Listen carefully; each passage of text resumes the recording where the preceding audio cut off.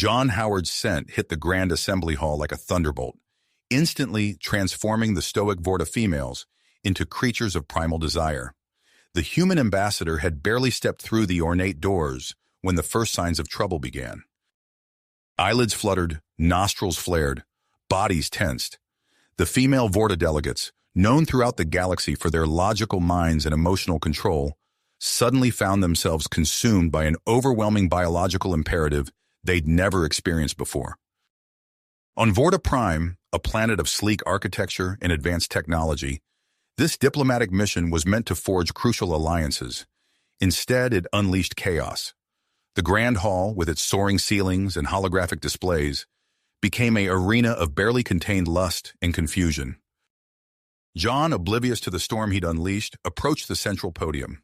His crisp uniform and confident stride belied the pandemonium about to erupt.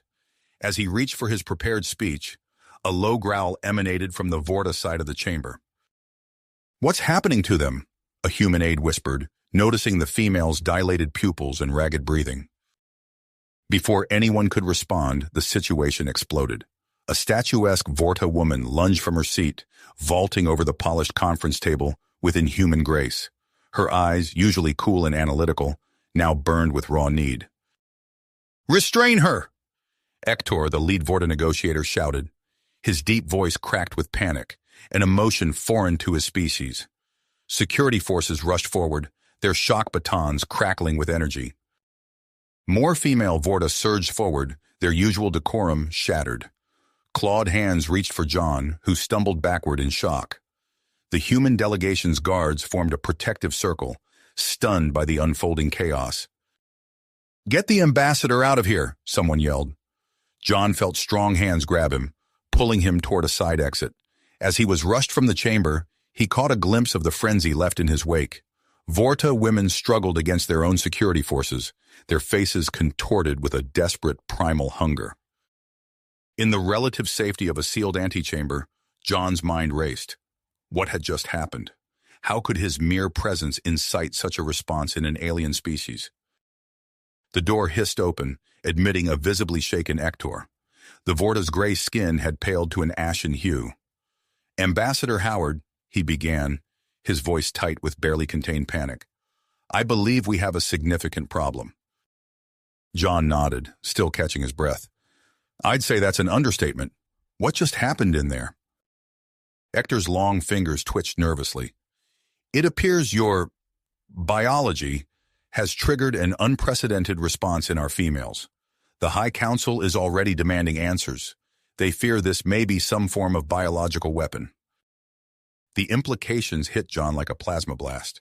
Years of careful diplomacy, the delicate dance of interstellar politics, all of it could crumble because of his pheromones. As the gravity of the situation sank in, a comm unit on the wall chimed urgently. "Ambassador Howard," a stern voice crackled, "this is Earth Command. We're receiving disturbing reports. All human diplomats are being recalled, effective immediately. Report to the extraction point at once." John's heart sank. As he prepared to leave, he noticed a Vorta woman watching him intently through an observation window. Unlike the frenzied females in the hall, her gaze was one of fascination rather than lust. The name tag on her lab coat read, "Zira, Chief Biologist." In that moment, John realized his unique effect on the Vorta could be either the key to unprecedented cooperation or the spark that ignited interstellar war.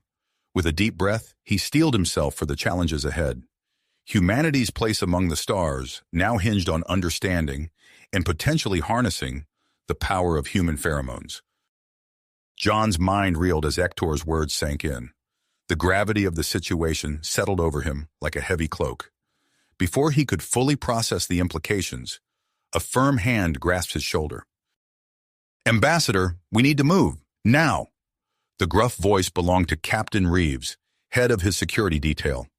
The captain's eyes darted nervously to the observation window, where the Vorta scientist, Zira, still watched with rapt attention. As they hurried through the winding corridors of the diplomatic complex, alarms blared and Vorta security personnel rushed past, their faces etched with confusion and barely suppressed panic.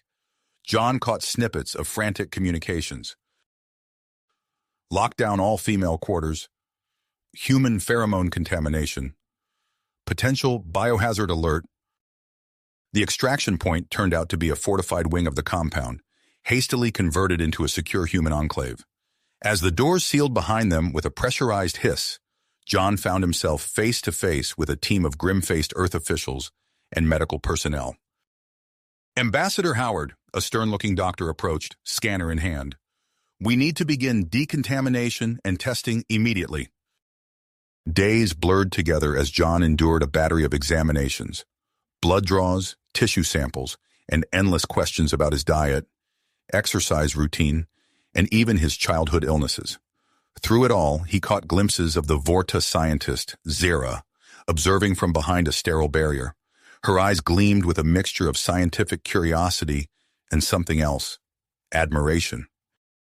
On the fourth day of his confinement, John was startled from a fitful sleep by raised voices outside his quarters. He recognized one immediately, the booming baritone of Admiral Marcus Steele, Earth's top crisis negotiator. I don't give a damn about your protocols, Steele barked. I need to speak with Ambassador Howard now. Moments later, the Admiral burst into the room, his craggy face set in a scowl. Howard, what the hell did you do? Half the Vorta females on this planet are in isolation, and the other half are demanding to meet you. John ran a hand through his disheveled hair. Sir, I swear I had no idea this would happen. It seems my scent triggered some kind of mating response in the Vorta women. Steele's eyes narrowed. Mating response? Christ on a cracker, son. Do you realize what this means for interspecies relations? Before John could respond, a gentle knock interrupted them. The door slid open to reveal Zira, the Vorta biologist. She entered cautiously, her gaze flickering between John and the Admiral. Gentlemen, she began, her voice calm but tinged with excitement, I believe I've made a breakthrough in understanding the human pheromone effect on our species. Steele turned to face her, arms crossed. Well, don't keep us in suspense, Doctor. What have you found? Zira's long fingers danced over a holographic display, bringing up complex molecular structures. We've isolated a specific compound in Ambassador Howard's pheromones. It's unlike anything we've encountered before. This compound seems to activate dormant receptors in Vorta females, triggering an intense mating drive. John leaned forward, fascinated despite his predicament. But why only the females? And why now? Humans and Vorta have interacted before without incident. Zira's eyes lit up at the question. That's the fascinating part, Ambassador. It appears that environmental factors on Vorta Prime may have primed our females for this response. The combination of our atmosphere and your unique biology created a perfect storm, so to speak. Admiral Steele paced the small room, his brow furrowed. So what you're saying is that every human male is now a walking aphrodisiac to Vorta women. This is a diplomatic nightmare. Not necessarily, Admiral, Zira countered. This discovery could open up unprecedented opportunities for cooperation between our species. John raised an eyebrow. What kind of opportunities? Zira hesitated, then plunged ahead. The Vorta High Council is proposing a controlled breeding program between humans and Vorta. The room fell silent. John's jaw dropped, while Admiral Steele's face turned an alarming shade of red. A breeding program? Steele exploded. Are they out of their minds? We can't just... A priority alert chimed on Steele's comm device, cutting him off mid-rant. He stepped aside to take the call, his expression growing darker by the second. John turned to Zira, his mind racing. Doctor, what exactly would this breeding program entail? Zira's eyes met his, a mix of scientific curiosity and something deeper, more personal.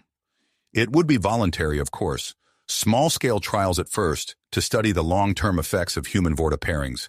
The potential benefits could be extraordinary, a new hybrid species combining the best traits of both races. As Zira spoke, John found himself drawn in by her enthusiasm. Despite the absurdity of the situation, he couldn't help but see the potential for something truly revolutionary. Admiral Steele rejoined them, his face grim. We've got bigger problems. News of this breeding program has leaked. Protests are erupting on both planets. Conservative factions are calling it an abomination, while others are hailing it as the key to galactic unity. John's head spun. In the span of a few days, he'd gone from a routine diplomatic mission to the center of an interstellar crisis. As he looked from Steele's thunderous expression to Zira's hopeful gaze, he realized that the fate of human-Vorta relations now rested, at least in part, on his shoulders. "What do we do now?" he asked, his voice barely above a whisper. Steele's comm device chimed again. He glanced at it and cursed under his breath. That was Earth Command. They're sending a full diplomatic corps to handle this mess. In the meantime, they want us to continue studying this phenomenon. He fixed John with a determined eyes. "Howard, you're to work closely with Dr. Zira. Find out everything you can about these pheromones and their effects." As Steele stormed out to manage the growing crisis, John turned to Zira. Their eyes met, and in that moment, he sensed the beginning of something new and uncharted. Not just between them, but between their species. Whatever came next, John knew that the galaxy would never be the same. The galaxy would never be the same indeed. As John and Zira stood in the observation deck of the neutral space station orbiting Vorta Prime, the weight of their decision pressed upon them. The stars beyond the reinforced viewport seemed to twinkle with both promise and warning. "Are you sure about this?" John asked, his voice barely above a whisper. He turned to face Zira, struck once again by the alien beauty of her features.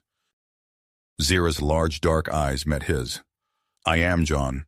This is our chance to bridge the gap between our species, to show that coexistence is not only possible, but beneficial." Their volunteering for the integration program had sent shockwaves through both human and Vorta societies. Now, as the first participants, they found themselves at the epicenter of a galactic controversy. The doors to their new living quarters hissed open, revealing a space that blended human and Vorta aesthetics. Smooth, curved walls reminiscent of Vorta architecture contrasted with the more angular, utilitarian human furnishings. A team of scientists, both human and Vorta, waited inside, their expressions a mix of excitement and apprehension. Dr. Lena Chen, the lead human researcher, stepped forward. "Ambassador Howard, Dr. Zira, welcome to your new home. We'll be monitoring your vital signs and interactions continuously. Please try to go about your daily routines as naturally as possible." As John and Zira settled into their new life, the galaxy around them churned with debate. On Vorta Prime, the streets of the capital erupted in chaos. Vexthor, the charismatic leader of the Vorta Purist movement, stood atop a hover platform, his voice booming over the assembled crowd. "Our very essence is under attack," he roared, his face contorted with rage. "These humans would dilute our bloodline, destroy millennia of careful genetic cultivation." The crowd responded with a mix of cheers and angry shouts. Signs bearing slogans like, "Keep Vorta pure" and "Humans go home" bobbed above the sea of gray faces. Meanwhile, on Earth, the United Earth government found itself embroiled in heated debates. Senator Maria Alvarez stood before her colleagues, her voice steady despite the tension in the chamber. "This integration program represents a historic opportunity," she argued. "We cannot let fear and xenophobia dictate our actions. Ambassador Howard's bravery should be commended, not condemned." Her words were met with a cacophony of agreement and dissent. The chamber erupted into shouting matches, the unity of Earth government fracturing along ideological lines. Back on the space station, John and Zira's days fell into a rhythm. They shared meals, discussed their respective cultures, and worked together on joint research projects. The scientists observed with fascination as the pair's relationship deepened, revealing unexpected compatibilities.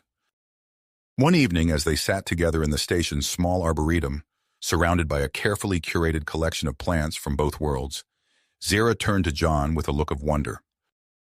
"I never expected to feel this way," she admitted, her hand tentatively reaching for his. "You're so different from us, and yet, there's a connection I can't explain." John's heart raced at her touch. "I feel it too," he said softly. "It's like we're two pieces of a puzzle no one knew existed." Their moment of intimacy was interrupted by a sudden commotion outside the arboretum. Alarms blared as security personnel rushed past the doorway. "Intruder alert! Secure all sensitive areas, a voice commanded over the station's comm system. John and Zira exchanged alarmed glances before rushing to investigate. They found Admiral Steele in the main control room, his face grim as he coordinated with the station's security team. "What's happening?" John demanded. Steele's eyes narrowed. "We've detected unauthorized access to the medical bay. Ektor just informed us of a potential sabotage attempt by rogue Vorta scientists aligned with Vexthor's movement." Zira gasped. "They wouldn't dare." "Oh, they would," Steele growled. "They're trying to introduce some kind of engineered virus. We need to contain this threat without causing widespread panic." As Steele barked orders into his comm device, John felt a wave of dizziness wash over him. He stumbled, catching himself against a nearby console.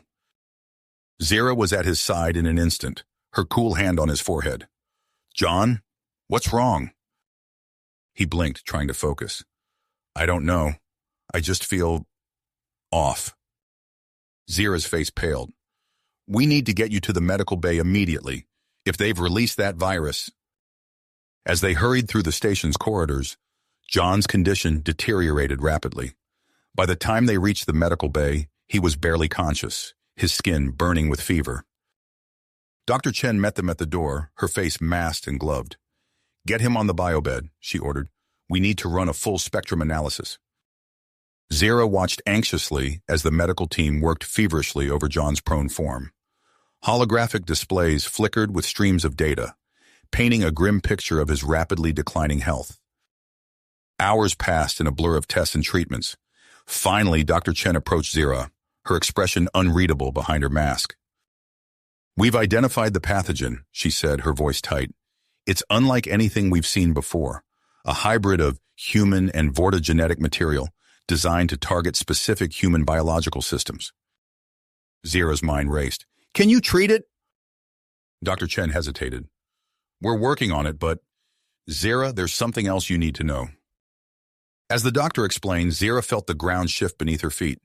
The implications of what she was hearing would change everything, not just for her and John, but for the future of human-Vorta relations. In that moment, as John fought for his life and the station buzzed with barely suppressed panic, the true magnitude of their experiment began to unfold. The path ahead was fraught with danger and uncertainty, but one thing was clear: there was no going back. As John fought for his life and the station buzzed with barely suppressed panic, the true magnitude of their experiment began to unfold. The path ahead was fraught with danger and uncertainty, but one thing was clear: there was no going back. Dr. Chen's voice cut through the haze of John's fevered state. "Zira, we've discovered something extraordinary. The virus, it's not just attacking John's system, it's altering it." Zira's eyes widened. "Altering it? How?" "It's combining with his DNA, creating a new genetic structure we've never seen before," Dr. Chen explained, her voice a mix of awe and concern. "And that's not all. Zira, you're pregnant." The world seemed to tilt on its axis as Zira processed the information. She looked down at John, his face contorted in pain, then back at Dr. Chen. "How is that possible?" "We're not entirely sure," Dr. Chen admitted, "but it appears the virus has accelerated the process of genetic compatibility between humans and Vorta. Your child, it's a hybrid." The news spread like wildfire through the station, then across the galaxy. Within hours, the space station orbiting Vorta Prime became the epicenter of a galactic storm. Admiral Steele burst into the medical bay, his face a mask of concern and barely held back fury. "We need to move you both immediately. The Vorta High Council is demanding your transfer to a facility on their planet's surface." Zira bristled. "John needs care. We can't just..." "It's not a request," Steele cut her off. "They're citing safety concerns for both of you and the child." He said the last word as if he couldn't quite believe it himself. As preparations for their transfer began, John's condition stabilized enough for him to regain consciousness. His eyes fluttered open, focusing on Zira's face. "What's happening?" he croaked. Zira took his hand, her touch gentle but trembling slightly. "We're going to Vorta Prime. There's a lot to explain." The journey to the planet's surface was tense. As their shuttle descended through the swirling atmosphere, Zira briefed John on the unprecedented situation they found themselves in. His face cycled through a range of emotions: shock, disbelief, and finally, a tentative wonder. "We're going to be parents?" he asked, his voice barely above a whisper. Zira nodded, her hand unconsciously moving to her abdomen. "To a child unlike any the galaxy has ever seen." As they touched down on Vorta Prime, a phalanx of elite Vorta guards surrounded their shuttle. Commander Krell, a battle-hardened veteran with piercing eyes, stepped forward. "Ambassador Howard, Dr. Zira," he said, his voice crisp and authoritative. "I'm here to escort you to the Vorta Central Medical Institute. Your safety is my highest priority." The Medical Institute was a marvel of Vorta architecture and technology. Sleek, organic curves housed the most advanced medical equipment in known space. As they were led through its winding corridors, John and Zira could feel the weight of countless eyes upon them. Dr. Nira, the head of the research team assigned to their case, greeted them with nearly unleashed excitement. "We've prepared a special wing for you," she explained, leading them to a spacious suite. "We'll begin a full battery of tests immediately." As days turned into weeks, John and Zira found themselves at the center of a scientific whirlwind. Their every interaction was studied, their physiological responses monitored constantly. Dr. Nira and her team worked tirelessly, uncovering new revelations about the nature of their hybrid child with each passing day. "The fetus is developing at an accelerated rate," Dr. Nira explained during one of their daily briefings. "Its genetic structure is remarkable. We're seeing combinations of traits that we never thought possible." Outside the walls of the Medical Institute, the situation on Vorta Prime grew increasingly tense. Vex Thor, the charismatic leader of the Vorta Purist movement, had seized upon the news of Zira's pregnancy to further his agenda. "Our very existence is under threat," his voice boomed across public squares and through communication channels. "These humans would pollute our genetic legacy, destroy everything that makes us Vorta." His followers gathered in ever-growing numbers outside the medical facility, their angry chants echoing through the streets. Meanwhile, in the chambers of the Vorta High Council, heated debates raged. Ektor, ever the voice of reason, proposed a bold plan. "We stand at a crossroads," he argued, his voice carrying across the circular chamber. "This child represents not a threat, but an opportunity. I propose we establish a neutral zone on Vorta Prime, a place where humans and Vorta can coexist and study the long-term effects of our interaction." His words were met with a cacophony of voices, some in support, others vehemently opposed. As political tensions mounted, John found himself growing increasingly protective of Zira. He clashed with the Vorta medical staff, demanding greater involvement in her care. "She's not just a test subject," he argued during one particularly heated exchange with Dr. Nira. She's carrying our child. I need to be involved in every decision." His protective behavior triggered an unexpected physiological response in Zira, deepening their bond in ways that fascinated and confounded the Vorta scientists. As Zira's accelerated pregnancy progressed, a new complication arose. A series of suspicious accidents began to plague the medical facility. Equipment malfunctioned at crucial moments, power outages occurred with alarming frequency, and there were signs of attempted data breaches. Commander Krell's eyes narrowed as he surveyed the latest incident, a sabotaged air filtration system.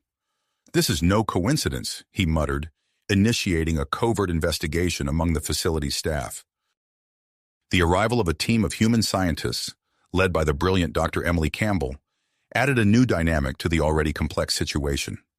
Their fresh perspectives and advanced genetic analysis techniques accelerated the research, but also led to clashes with the Vorta team as they struggled to reconcile their different approaches. As Zira entered the final stages of her pregnancy, Dr. Nira made a startling discovery. "The fetus! It's showing signs of enhanced cognitive abilities," she announced, her voice trembling with excitement. "This child could possess mental capabilities far beyond anything we've seen in either humans or Vorta." The news leaked to the public, igniting a new wave of controversy that swept across both Vorta Prime and Earth. Some hailed the unborn child as the key to a new era of interspecies harmony, while others saw it as an abomination that threatened the natural order of both races. As Zira went into labor, The tension that had been building for months finally erupted. Alarms blared throughout the medical facility as Vex Thor's followers launched an all-out assault, determined to prevent the birth of the hybrid child. Commander Krell's voice crackled over the facility's communication system. All security personnel to defensive positions. We must protect the medical wing at all costs. Inside the delivery room, John stood resolutely by Zira's side, their hands intertwined as she prepared to bring their child into a galaxy that was both eagerly awaiting and deeply fearing its arrival. Arrival. The air crackled with tension as John held Zira's hand, her face contorted in pain. Suddenly, alarms blared throughout the medical facility. Commander Krell's voice rang out over the intercom. All security personnel to defensive positions. We must protect the medical wing at all costs. John's military instincts kicked in. He scanned the room, assessing potential threats and escape routes. Dr. Nira and her team continued their work, their movements precise despite the chaos erupting around them. What's happening? Zira gasped between contractions. Before John could answer, the facility shook with a distant explosion. The lights flickered ominously. Vex Thor's followers, Dr. Nira explained, her voice taut. They've launched an assault on the facility. Outside, the sounds of combat grew closer. Plasma bolts sizzled through the air, accompanied by shouts and the thunderous footfalls of advancing troops. Commander Krell's security forces engaged the attackers, their suppressive fire creating a cacophony of destruction. In the delivery room, Zira's labor intensified. The medical team worked feverishly, adapting to the accelerated development of the hybrid child. Holographic displays flickered with vital signs and genetic data, painting a complex picture of the unprecedented birth. The fetus is progressing faster than anticipated, Dr. Nira announced, her eyes fixed on a stream of data. We need to adjust our approach. As if in response to the doctor's words, the facility's power fluctuated. The lights dimmed, and several pieces of medical equipment emitted warning beeps. John's grip on Zira's hand tightened. Is the baby okay? Dr. Nira nodded, her fingers dancing across a control panel. For now, yes, but we need to stabilize the power supply. At that moment, the door burst open. Commander Krell entered, his uniform singed and an energy weapon clutched in his hand. We're holding them back, but barely. How much longer? Impossible to say, Dr. Nira replied, not looking up from her work. This is uncharted territory. A series of explosions rocked the building, closer this time. The lights flickered again, more severely. We need more time, Commander Krell muttered, activating his comm device. Krell to all units, fall back to secondary defense positions. Protect the medical wing at all costs. As Krell coordinated the defense, a new voice crackled over the facility's communication system. This is Admiral Steele. Vorta security forces, be advised. Human peacekeepers are en route to your position. Prepare for joint operation. John's eyebrows shot up in surprise. Human forces? Here? Before anyone could respond, the main power grid failed. The room plunged into darkness, save for the eerie glow of emergency backup lights. No! Dr. Nira shouted, her composure finally cracking. We can't lose power now. John sprang into action. Years of military training took over as he assessed the situation. What do you need? He asked, voice steady despite the chaos. Dr. Nira pointed to a cabinet across the room. Emergency medical kit, blue case, hurry! As John retrieved the kit, the sounds of battle drew nearer. Commander Krell positioned himself at the door, weapon at the ready. John, Zira called out, her voice strained. The baby, it's coming. Time seemed to slow as John returned to Zira's side. He gripped her hand with one of his own, using the other to assist Dr. Nira with the emergency equipment. The medical team worked with practiced efficiency, their movements sure despite the less-than-ideal conditions. Outside, the arrival of human peacekeepers shifted the tide of battle. Major Sarah Connor's voice cut through the din, barking orders as her squad engaged Vex Thor's forces. The combined might of human and Vorta security began to push back the attackers. In the delivery room, Zira's face contorted with one final, powerful contraction. A moment of tense silence followed, broken by a piercing cry, the first sound of a new life entering the galaxy. As if triggered by the newborn's voice, a pulse of energy surged through the room. Every electronic device within range flickered and died, plunging the facility into total darkness. The fighting outside ceased abruptly, an eerie quiet descending in the wake of the mysterious energy surge. In the darkness, John fumbled for Zira's hand. "Are you okay? Is the baby—" Dr. Nira's voice came from nearby, filled with wonder. "She's perfect, a healthy hybrid girl." As if on cue, backup generators hummed to life, bathing the room in a soft glow. John blinked, his eyes adjusting to the light. There, cradled in Zira's arms, lay their daughter, a tiny being with distinct features from both human and Vorta lineages. "She's beautiful," John whispered, gently touching the newborn's cheek. Zira smiled tiredly. "Nova," she said softly. "Her name is Nova." As the new family shared this intimate moment, the world outside the delivery room burst into motion. News of Nova's birth spread rapidly, reaching the Vorta High Council within minutes. Emergency sessions were called, debates erupting over the classification and status of this unprecedented hybrid child. Commander Krell re-entered the room, his expression a mix of relief and concern.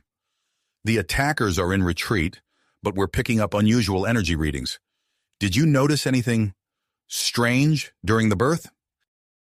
Before anyone could respond, Admiral Steele's voice came over the comm system once more. "Attention all personnel.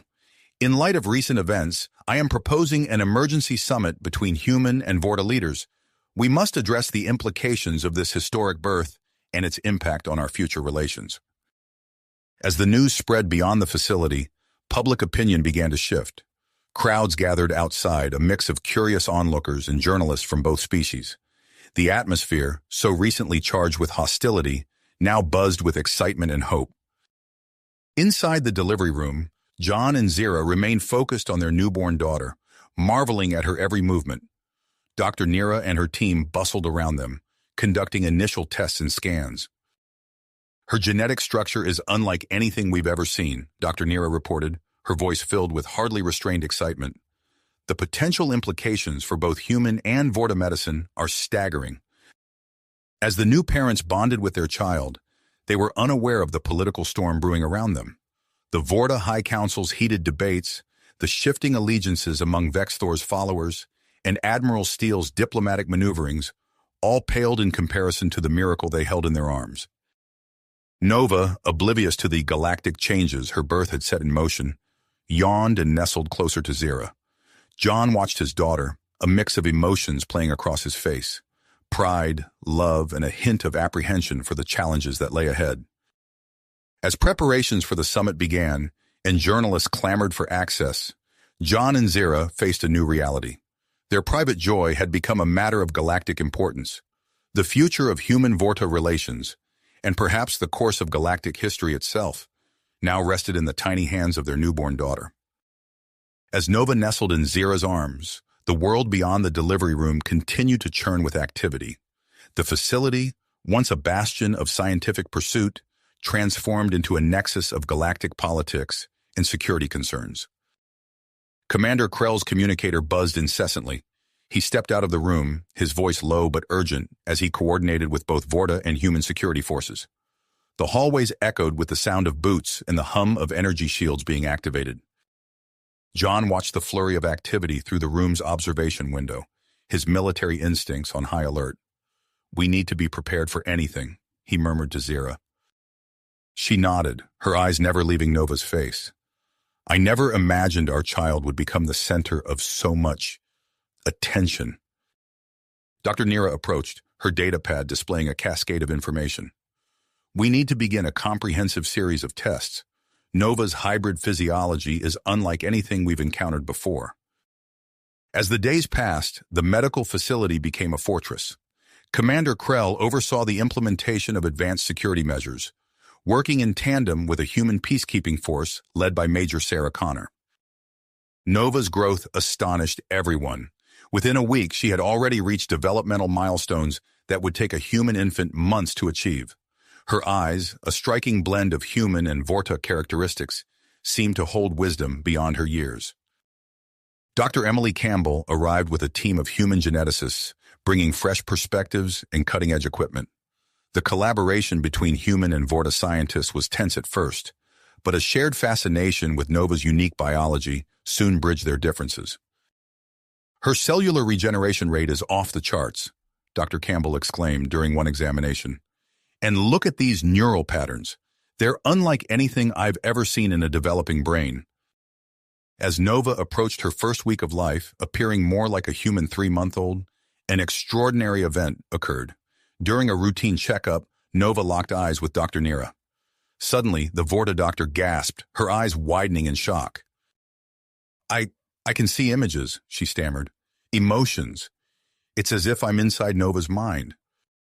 John and Zira exchanged alarmed glances. Then they too felt it, a warm, comforting presence in their minds, filled with love and curiosity. Nova gurgled happily, seemingly unaware of the profound connection she had just established. The news of Nova's telepathic abilities spread like wildfire. Within hours, the facility was inundated with requests for information from both Vorta and human authorities. Security tightened further as Commander Krell anticipated increased interest from various factions. Outside the facility's walls, public opinion polarized. Crowds gathered, some holding signs proclaiming Nova as a symbol of unity, others demanding her isolation for study. Vex Thor's followers seized upon the revelation, their propaganda machines spinning tales of Vorta superiority. Admiral Steele's holographic image flickered to life in the facility's command center. His face was grim as he addressed Commander Krell and the senior staff. "The situation has become more complex than we anticipated," Steele said. "I'm proposing the creation of an independent organization to oversee Nova's development and protection. We can't risk her becoming a pawn in interspecies politics." The suggestion met with immediate resistance. Dr. Nira argued for continued Vorta oversight, while Dr. Campbell insisted on human involvement. Commander Krell remained neutral, his focus solely on security. As the debate raged, a new threat emerged. Reports flooded in of attacks on Vorta outposts near Earth. The perpetrators called themselves the Terran Purity Front, led by the charismatic Colonel Harrison Wright. John watched the news feeds with growing concern. "This is going to complicate things," he muttered to Zira. "If human extremists are getting involved, it could derail everything we've worked for." Zira nodded, her expression troubled. "And what about Nova? How can we protect her from all of this?" Their daughter, now resembling a human toddler despite being only weeks old, played quietly nearby. Her telepathic abilities had grown stronger, allowing her to share complex ideas and emotions with those around her. As delegates began arriving on Vorta Prime for the upcoming summit, the capital city became a powder keg of tensions. Protesters from both species clashed in the streets, their chants echoing through the air. Inside the facility, John and Zira tried to maintain a sense of normalcy for Nova, but the strain was evident. Security briefings interrupted family time, and medical examinations seemed endless. The night before the summit, alarms blared through the facility. Commander Krell's voice crackled over the intercom. "Intruder alert! All personnel to defensive positions." John sprang into action, years of military training taking over. He scooped up Nova and pressed a plasma pistol into Zira's hands. "Remember your training," he said. "We move together." They made their way through the corridors, the sounds of combat growing louder. Suddenly, a group of infiltrators rounded the corner, a mix of Vex Thor's followers and human mercenaries. John's muscles tensed, ready for a fight. But before anyone could act, Nova's eyes glowed with an otherworldly light. A wave of psychic energy pulsed outward, dropping the attackers to the ground, unconscious. The effort proved too much for the young hybrid. Nova's eyes rolled back, and she went limp in John's arms. "Nova!" Zira cried, reaching for her daughter. As medical teams rushed to their aid and security forces secured the facility, news of the attack spread rapidly. The upcoming summit, once seen as a beacon of hope, now teetered on the brink of disaster. In the medical bay, John and Zira watched helplessly as Dr. Nira and Dr. Campbell worked to stabilize Nova. The young hybrid's brainwaves fluctuated wildly, her tiny body struggling to cope with the strain of her emerging powers. Outside, the future of human-Vorta relations hung in the balance. with Nova at the center of the storm. As dawn broke on the day of the summit, uncertainty loomed over Vorta Prime, leaving everyone to wonder what the coming hours would bring. The facility shook as another explosion rocked its foundations. John held Nova's limp form close to his chest, his eyes darting between his unconscious daughter and the chaos unfolding around them. Zira's hand gripped his arm, her face a mask of worry and commitment. "We need to move," Commander Krell's voice cut through the din. "The medical bay is our best chance to stabilize Nova and secure our position." As they rushed through the corridors, the sounds of battle echoed from all directions. Human and Vorta security forces worked in tandem, their former distrust set aside in the face of a common threat. The medical bay doors hissed open, revealing a flurry of activity. Dr. Nira and Dr. Campbell were already there, their hands flying over control panels as they prepared for Nova's arrival. "Put her here," Dr. Nira instructed, indicating a specialized biobed. As John gently laid Nova down, the Vorta doctor's eyes widened. Her neural activity is off the charts. It's as if her mind is operating on multiple levels simultaneously. Dr. Campbell nodded, her gaze fixed on a holographic display of Nova's brain. "It's like nothing I've ever seen. Her consciousness seems to be expanding." A commotion at the door drew their attention. Admiral Steele strode in, flanked by a contingent of human and Vorta officials. His face was grim as he surveyed the scene. "We're moving the summit here," he announced. "The safety of this child is now our top priority. We need to understand what's happening to her and what it means for all of us." As if on cue, a holographic projector flickered to life, transforming a section of the medical bay into an impromptu conference room. Delegates from both species filed in, their faces a mix of curiosity and apprehension. John and Zira watched as their private struggle became the focus of galactic politics. Zira's hand found John's, squeezing it tightly. "What have we gotten ourselves into?" she whispered.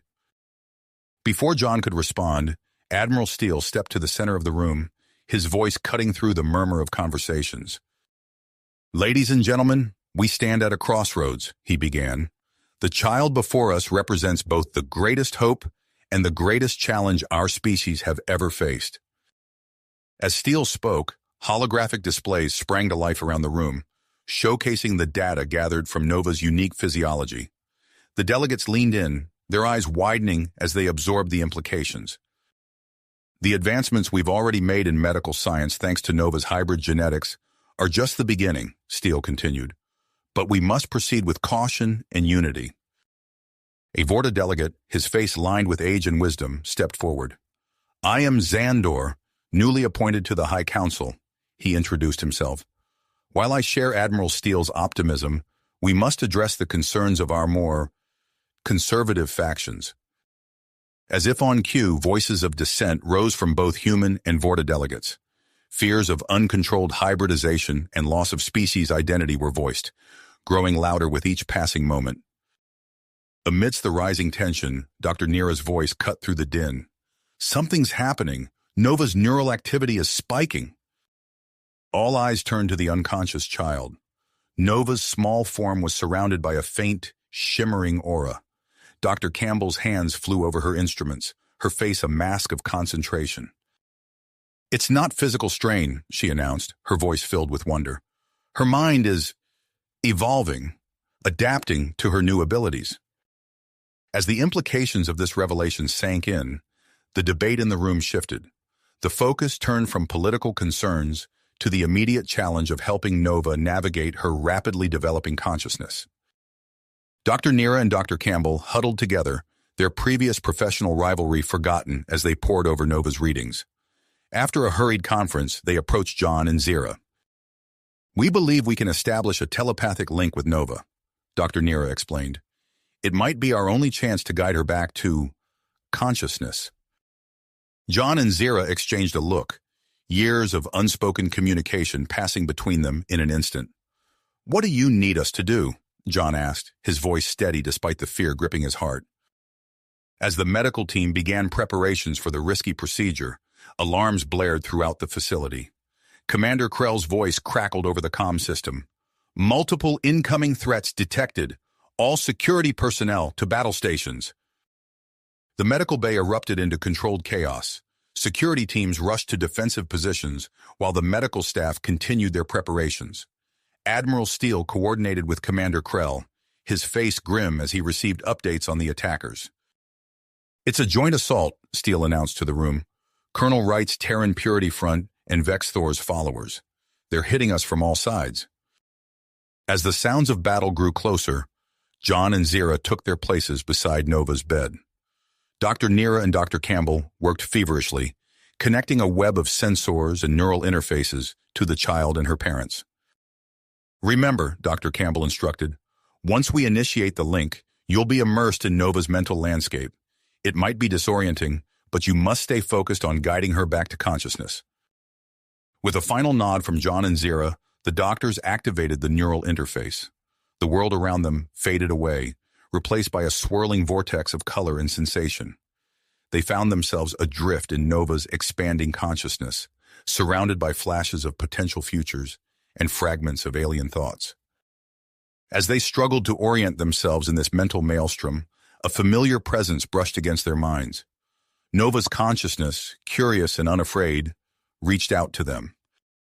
In the physical world, the battle raged on. Commander Krell and Major Sarah Connor led a desperate defense against the combined forces of human and Vorta extremists. The fate of Nova, and perhaps the future of both species, hung in the balance as the assault on the facility intensified. As the battle raged outside the medical bay, John and Zira found themselves adrift in Nova's expanding consciousness. The mental landscape shifted and swirled around them, a kaleidoscope of thoughts and emotions. They reached out, desperately searching for their daughter amidst the chaos. Suddenly, a familiar presence brushed against their minds. Nova's consciousness, curious and unafraid, reached back to them. In that moment of connection, the three minds intertwined, and Nova's eyes fluttered open in the physical world. Dr. Nira's voice cut through the tension. "She's stabilizing, vital signs returning to normal." As John and Zira regained awareness of their surroundings, they saw Nova sitting up on the biobed, her eyes wide with wonder. The child, now appearing closer to 5 years old, looked around the room with newfound understanding. "Mama, Papa," she said, her voice clear and strong. "I can hear them all." Before anyone could respond, Nova slid off the bed and walked to the center of the room. The delegates, who had been arguing moments before, fell silent as she approached. Nova reached out, taking the hands of a human diplomat and a Vorta elder. As she touched them, a ripple of energy pulsed through the room. The delegates gasped, their eyes widening as they experienced a moment of profound connection. "She's translating," Dr. Campbell whispered, awe evident in her voice. "Not just words, but emotions, cultural context, everything." Admiral Steele stepped forward, his face a mix of concern and hope. "Nova, can you help us understand each other?" The child nodded, her eyes glowing faintly. As she moved among the delegates, touching each in turn, the atmosphere in the room transformed. Tensions eased, replaced by a growing sense of mutual understanding. For hours, Nova facilitated communication between the two species, bridging gaps that had seemed insurmountable. Complex treaties were discussed and negotiated with unprecedented speed and clarity. As the final day of the summit dawned, optimism filled the air. Nova, now appearing as a young child of about 7, stood before the assembled delegates. Her growth had been rapid, but her eyes held wisdom beyond her years. Just as she began to speak, addressing the gathered leaders, Nova's face contorted in pain. She stumbled, her small body overwhelmed by the intensity of the thoughts and emotions surrounding her. "Nova!" John cried out, rushing forward with Zara to catch their daughter as she collapsed. The medical bay erupted into action once more. Dr. Nira and Dr. Campbell worked feverishly, their instruments displaying alarming readings of Nova's neural activity. "Her mind is overloading," Dr. Nira explained, her voice tight with concern. "The strain of her accelerated growth and expanding abilities is too much for her physiology to handle." Dr. Campbell turned to John and Zira, her face grim. "We have an idea, but it's risky. We believe we can stabilize Nova by temporarily linking your minds with hers, sharing the burden of her abilities." John and Zira exchanged a look, no words necessary between them. "Do it," John said firmly. As the doctors prepared the neural interface, Commander Krell's voice came over the intercom. The extremists have breached the outer defenses. We can't hold them off much longer. Admiral Steele's expression resolute. We're out of time. Whatever you're going to do it now. With a nod from the doctors, John and Zira took their places beside Nova's bed. The neural interface activated, and once again, they found themselves immersed in their daughter's consciousness. This time, however, something was different. The mental landscape expanded, encompassing not just Nova's mind, but the thoughts and feelings of everyone in the facility. Human and Vorta alike found themselves connected in a vast web of shared experience. In the physical world, the entire facility shuddered as a massive surge of telepathic energy radiated outward. The advancing extremists stopped in their tracks, weapons lowering as they were caught in the wave of shared consciousness. For a brief, extraordinary moment, all barriers fell away. Humans experienced the collective memory of the Vorta, understanding their evolution and the weight of their history. Vorta felt the individual dreams and aspirations of humans, grasping the beauty of their diversity. As the telepathic surge subsided, Nova's eyes fluttered open. She sat up slowly, her growth rate visibly normalizing. Around the room, humans and Vorta alike blinked in amazement, forever changed by what they had experienced. I understand now, Xandor, the Vorta delegate said softly. We are not so different after all. Colonel Wright, who had been leading the human extremist forces, lowered his weapon. What was that? He asked, his voice trembling. Admiral Steele stepped forward, his eyes shining with unshed tears. That, Colonel, was the future. A future we can build together. As the dust settled and the immediate danger passed, the summit reconvened with renewed purpose. The shared mental experience, quickly dubbed the Nova event, had fundamentally altered the dynamic between humans and Vorta. In the days that followed, negotiations proceeded at an unprecedented pace. The lingering distrust and fear between species dissolved, replaced by a genuine desire for cooperation and understanding. On the final day of the summit, John and Zira stood proudly beside Nova as the leaders of both species signed the Nova Accords. The comprehensive treaty established guidelines for human-Vorta coexistence, cultural exchange, and scientific collaboration. As Admiral Steele and Xandor shook hands, sealing the historic agreement, Nova's voice rang out clear and strong. This is just the beginning, she said, her eyes bright with the promise of the future. Together, we can achieve so much more than we ever could alone. The assembled delegates broke into applause, their faces alight with hope and purpose. As the ceremony concluded, John and Zira found themselves at the center of a whirlwind of congratulations and well wishes. Admiral Steele approached them, a smile on his usually stern face. In recognition of your unique role in fostering interspecies cooperation, you've been granted special status. You'll be free to travel between human and Vorta territories as you see fit. John and Zira exchanged a look of excitement and trepidation. Their personal journey had become intertwined with the fate of two species, and the path ahead was filled with both challenges and opportunities. As they prepared to leave the facility that had been their home for so long, Nova tugged on their hands, her eyes sparkling with curiosity. "Where will we go now?" she asked, her voice filled with the innocence of a child and the wisdom of her extraordinary experiences. John knelt down beside her, his voice gentle. "We're going to explore both worlds, Nova. You'll grow up knowing both cultures, helping others understand each other the way you've helped us." Zira nodded, adding, "And who knows? Maybe one day we'll help build a place where humans and Vorta can live together in harmony." As they stepped out of the facility and into the bright sunlight of Vorta Prime, the future stretched before them, full of possibilities. The Nova event had set in motion changes that would reshape two civilizations, and their family stood at the heart of it all. With a shared look of willpower, John, Zira, and Nova set off towards their new life, ready to face whatever challenges lay ahead. The journey to true understanding between humans and Vorta had only just begun, but with each step, they moved closer to a future where the boundaries between species faded away, replaced by a shared destiny among the stars. You have reached the end of the story. If you enjoyed this story and want to support us, please leave a like and subscribe to our channel, and for every comment that says 88, I will heart every single one of them. Thank you for your time.